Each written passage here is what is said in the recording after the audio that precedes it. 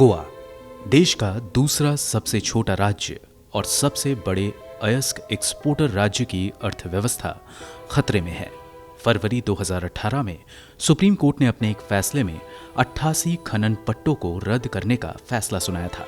इस फैसले का राज्य की अर्थव्यवस्था पर तो प्रतिकूल प्रभाव पड़ा ही, साथ ही हजारों लोगों का रोजगार भी छिन गया। खनन का राज्य की अर्थव्यवस्था में 25% योगदान है। कोरोना के साथ साथ राज्य का टूरिज्म सेक्टर भी ठप पड़ा है। इसकी वजह से राज्य की अर्थव्यवस्था की हालत और ज्यादा खस्ता हो गई है। देश का दूसरा सबसे छोटा ये राज्य पहाड़ों से घिरा है।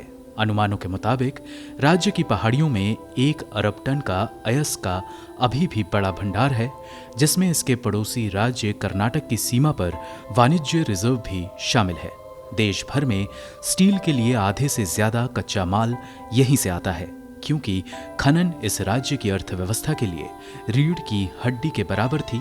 इसलिए राज्य को मिलने वाले विदेशी मुद्रा का नुकसान भी बड़ा है। इंडियन पीएसयू की एक रिपोर्ट के मुताबिक राज्य में सभी तरह की खनन पर प्रतिबंध लगने से राज्य की अर्थव्यवस्था को अब तक 10 अरब डॉलर का नुकसान हो चुका है। लौह अयस्क के एक्सपोर्ट से राज्य की अर्थव्यवस्था में हर महीने 60,000 करोड़ रुपए जोड़े जा रहे थे। खनन पूरी तरह से बंद होने से राज्य के खजाने को हर साल 3,500 करोड़ रुपए का नुकसान हो रहा है। इन प्रतिबंधों का राज्य की फाइनेंस पर गंभीर प्रभाव पड़ा है। इंडियन पीएसयू ने सरकारी आंकड़ों के हवाले से बताया है कि साल 2013 से गोवा का सार्वजनिक कर्ज दुगने से भी ज्यादा बढ़कर करीब 180 अरब रुपए पर पहुंच गया है।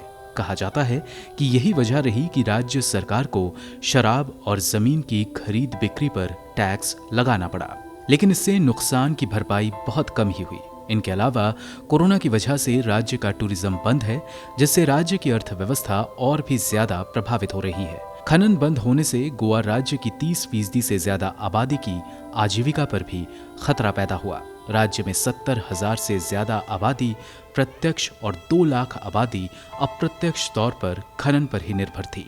इतनी बड़ी आबादी 3 साल बाद भी नुकसान से उबर नहीं पाई है और राज्य सरकार भी इनके लिए कोई अलग इंतजाम नहीं कर सकी है। इसकी वजह से इससे जुड़े लोग आए दिन राज्य सरकार के खिलाफ विरोध प्रदर्शन करते हैं, लेकिन कोई सुनवाई नहीं हो रही है।